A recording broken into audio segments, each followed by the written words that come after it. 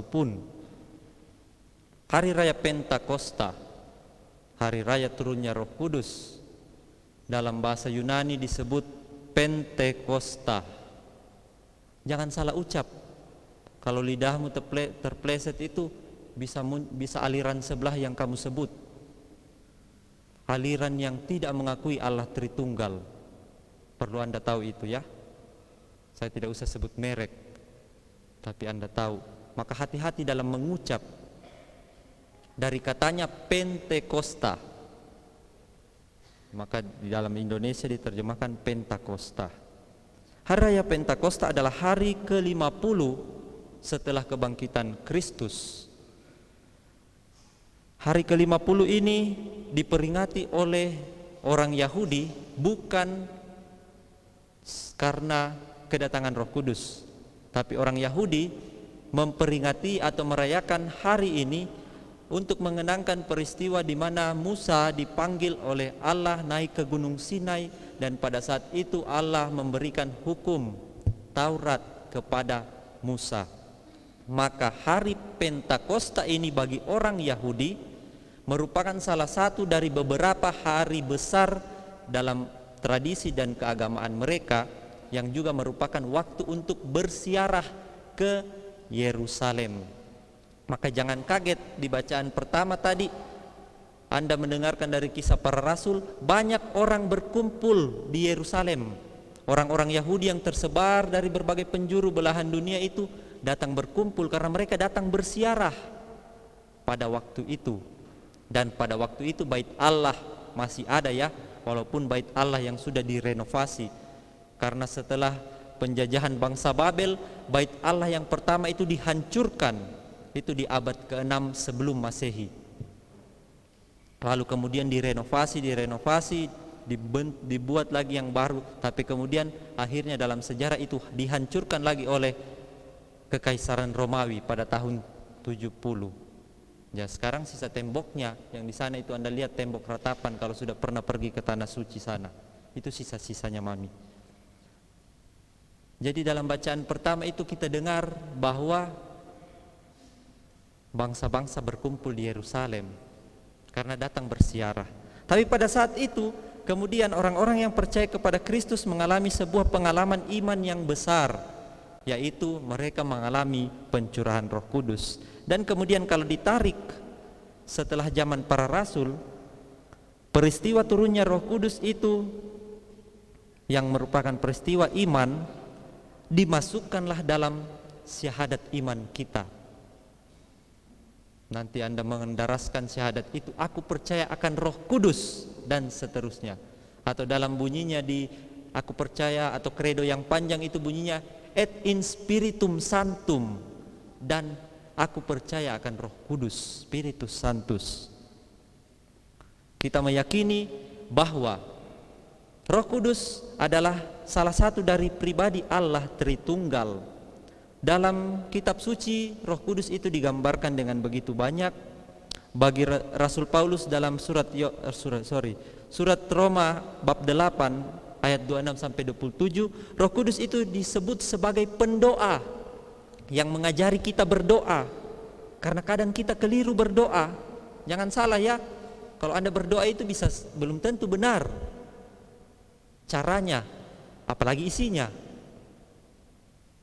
Jadi Roh Kudus itu yang mengajar kita berdoa. Rasul Paulus mengatakan itu dalam surat kepada jemaat di Roma. Penulis Injil Yohanes mengatakan Roh Kudus itu sebagai penghibur. Injil Yohanes bab 14 ayat 26. Rasul Paulus kemudian mengatakan bahwa Roh Allah atau Roh Kudus itu memerdekakan. Maka harusnya ketika Anda jadi orang Katolik, Anda itu jadi orang yang merdeka, bukan orang yang tertindas. Apalagi kalau kamu tertindas oleh adatmu. Sungguh malang. Ya, itu perlu Anda refleksikan lebih dalam. Apakah dengan menjadi Katolik saya menjadi orang yang merdeka, atau justru saya tetap tertindas? Karena Roh Kudus itu memerdekakan. 2 Korintus bab 3 ayat 17. Roh Kudus adalah daya kekuatan yang mencipta. Di kitab Kejadian bab 1 ayat 2, pada mulanya ini kosong alam semesta. Roh Allah melayang-layang di atas air. Jadi Allah Tritunggal itu, Bapa mencipta melalui firman-Nya, Logos, dalam Roh Kudus. Jadi di situ ada kesatuan karya Allah Tritunggal.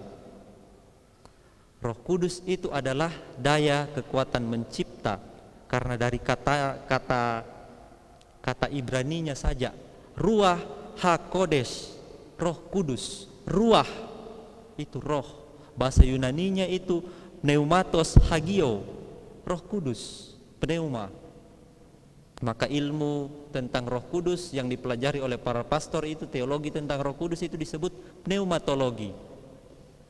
Jadi saudara-saudari, bahwa Roh Kudus itu mencipta, memberi hidup. Nanti Anda buka, silakan buka itu kredo di kitab di puji syukur, syahadat panjang dikatakan di situ, Dia Tuhan yang mencipta. Sekali lagi, Roh Kudus itu adalah Tuhan. Dia Tuhan seperti Bapa dan Putra, seperti Allah Bapa dan Allah Putra. Roh Kudus itu adalah Tuhan, hakikatnya sama. Ini sudah jelas dan sudah final ditegaskan oleh para bapa-bapa gereja. Sebut saja mereka itu bapa-bapa dari Kapadokia, Santo Basilius Agung, Santo Gregorius dari Nansianse, dan Santo Gregorius dari Nisa. 3 orang ini dalam gereja disebut sebagai bapa-bapa gereja. Mereka melawan aliran yang disebut pneumatomaki, yang menolak Roh Kudus sebagai Tuhan. Aliran pneumatomaki itu berpikir bahwa Roh Kudus itu hanya ciptaan. Dia tidak sama dengan Allah Bapa dan Allah Putra. Pemikiran itu sudah dilawan oleh para bapak-bapak gereja yang disebut tadi itu, bapak-bapak dari Kapadokia. Jadi kemudian dalam iman kita menerima, dalam rumusan iman kita menerima Allah Tritunggal, pribadi ketiganya itu adalah Roh Kudus. Maka dengan demikian Allah Tritunggal itu adalah hubungan yang erat, tidak terpisahkan dalam relasi maupun dalam karya, tidak bekerja sendiri-sendiri. Begitu bahasa sederhananya. Saudara-saudari terkasih, kita mendengarkan bersama melalui bacaan-bacaan hari ini bahwa pada hari raya Pentakosta, hari ke-50 itu Allah mencurahkan Roh Kudus-Nya yang dijanjikan oleh Yesus sebagai sang kebenaran. Yohanes bab 15 ayat 26 menyebut Roh Kudus sebagai roh kebenaran. Maka orang yang menerima Roh Kudus mestinya hidupnya itu tampak dipenuhi kebenaran. Kebenaran apa yang dimaksud? Apakah benar menurut saya? Benar menurut mau-mauku? Oh, benar ini yang saya bikin. Tetapi bagi orang tidak. Itu kebenaran subjektif namanya, benar menurut saya. Tapi kebenaran yang dimaksud adalah kebenaran tentang Kristus dan ajarannya. Maka tentu saja kebenaran itu adalah kebenaran iman. Namanya kebenaran iman pasti universal, umum, di mana-mana diterima.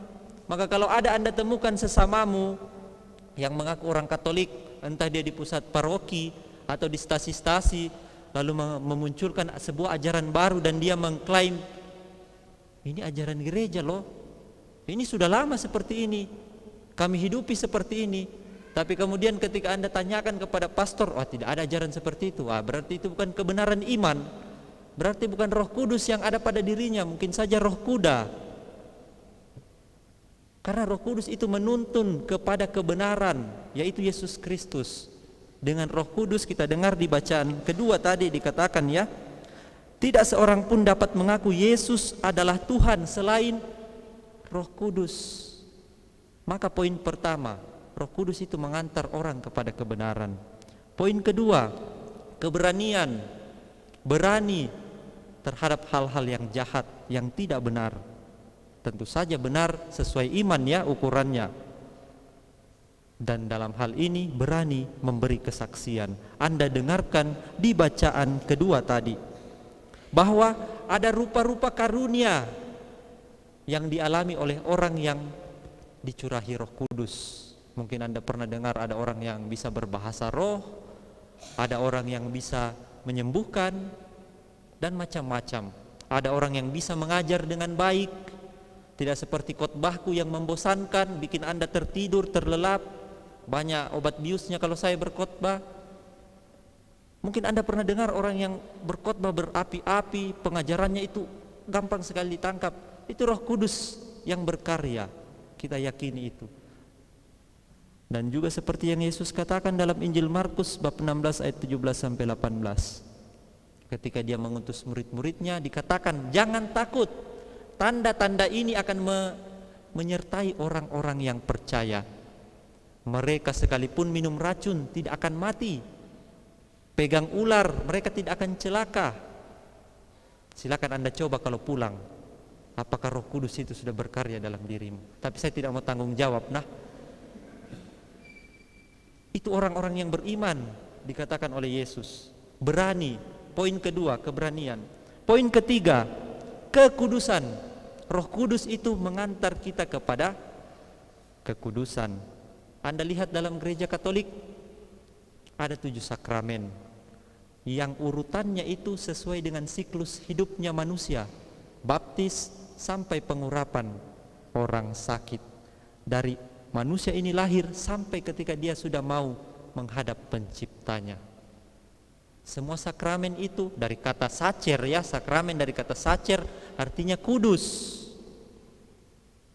Berarti tanda-tanda kekudusan. Yang bisa merayakan sakramen itu hanya imam, hanya orang yang menjadi pelayan resmi gereja, karena dia bertindak dalam nama Kristus, in persona Christi. Misalnya apa? Kalau Anda tidak percaya dengan Roh Kudus, yang Anda terima ketika Anda dibaptis itu apa? Roh Kudus. Yang Anda terima ketika Anda punya banyak dosa, Anda datang sakramen tobat, siapa yang membebaskan Anda dari dosa? Roh Kudus. Dengar bacaan Injil tadi, ya. Waktu Yesus bangkit, murid-muridnya itu takut, tapi Yesus mengatakan damai bagi kamu. Terimalah Roh Kudus. Kalau kamu mengatakan dosa orang tetap ada, dosanya tetap ada. Jika kamu mengatakan dosa orang diampuni, dosanya diampuni. Di sini katekesenya tentang sakramen tobat, bahwa yang diberi kuasa dan wewenang untuk mengampuni dosa oleh Yesus adalah para rasul, bukan semua orang. Maka Anda tidak bisa berkata kepada saudaramu, sudah saya hapuskan dosamu. Nah, tidak bisa. Karena yang diberi wewenang dan kuasa itu dalam gereja adalah para rasul yang diteruskan oleh para uskup, diteruskan kepada imam melalui sakramen tahbisan. Itu sakramen tobat. Sakramen Ekaristi, kita rayakan Ekaristi. Nanti dengarkan dalam doa syukur agung, ada doa yang disebut Epiklesis Consecratoris, doa mohon pencurahan Roh Kudus untuk mengubah roti dan anggur menjadi tubuh dan darah Kristus. Sakramen Krisma yang Anda terima, semoga semua ini sudah terima Krisma, ya, apalagi yang sudah menikah. Karena dalam gereja Katolik sakramen inisiasi kan ada 3, baptis, Ekaristi, Krisma. Kepenuhan Roh Kudusnya itu ada di sakramen Krisma. Maka kalau belum terima Krisma, berarti Anda masih kurang-kurang, belum penuh. Jadi sakramen itu adalah tanda sarana kekudusan Allah. Dan poin yang keempat adalah komunitas. Roh Kudus itu mendorong orang supaya mau hidup berkomunitas. Kalau ada di antara Anda yang suka sendiri-sendiri, tidak mau gabung ke komunitas-komunitasnya, rukun, tidak mau bergabung dan rukun-rukunnya, itulah sengaja dibuat rukun-rukun supaya mudah pelayanan, kan. Hidup beriman itu lebih berkembang dalam komunitas. Kalau ada orang yang suka menyendiri-menyendiri, tidak mau bergabung dan komunitas, pertanyakan, apakah Roh Kudus itu berkarya dalam dirinya atau roh halus? Karena iblis memang suka perpecahan, suka sendiri-sendiri, bukan suka menyatukan. Saudara-saudari terkasih, Hari Raya Pentakosta sering disebut sebagai ulang tahun gereja. Maka kita bersyukur gereja bisa bertahan sampai hari ini karena kekuatan Roh Kudus. Ribuan tahun proses dijalani oleh gereja, dan semua itu tidak lepas dari karya Roh Kudus. Sekarang silahkan Anda bertanya ke dalam diri Anda masing-masing. Apakah Anda sadar akan kehadiran Roh Kudus yang menjiwai dan membarui gereja, termasuk diri Anda? Apakah setiap Anda berdoa, Anda ingat memohonkan karunia Roh Kudus? Atau jangan sampai kita terlalu disibukkan dengan memohonkan hal-hal yang duniawi, tapi lupa dengan yang ilahi. Salah satunya adalah soal kehadiran Roh Kudus. Karena Roh Kudus yang pertama, sekali lagi, mengantar kita kepada kebenaran iman. Yang kedua, Roh Kudus itu membuat kita berani untuk memberi kesaksian tentang iman yang benar. Iman yang benar itu bisa diuji. Tidak hanya sekedar mengaku saya Katolik. Seperti ada seorang yang sangat kaya, bisa disebut sebagai seorang miliarder. Dia memberi kesaksian dalam suatu persekutuan doa. Dia maju ke depan. Di antara ratusan orang dia maju memberi kesaksian. Dulu saya bukan apa-apa. Saya tidak punya apa-apa, lalu saya mengikuti persekutuan doa ini. Di dompet saya itu ketika pundi-pundi dijalankan hanya ada uang 100.000. Saya berpikir, apakah ini saya siap berikan untuk Tuhan atau tidak? Lalu saya memutuskan untuk memasukkan uang 100.000 itu ke pundi-pundi. Dan sekarang hasilnya, saya menjadi seorang miliarder. Saya yakin bahwa karena saya rela memberi, maka saya menjadi seperti sekarang ini, menjadi seorang miliarder. Lalu bapak itu duduk kembali ke tempatnya, semua orang bertepuk tangan melihat bapak itu duduk. Di sampingnya ada seorang nenek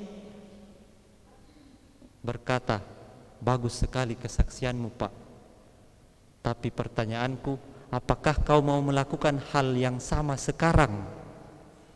Ketika kamu sudah jadi miliarder, apakah kamu mau menyumbangkan semua milikmu itu kepada Tuhan?"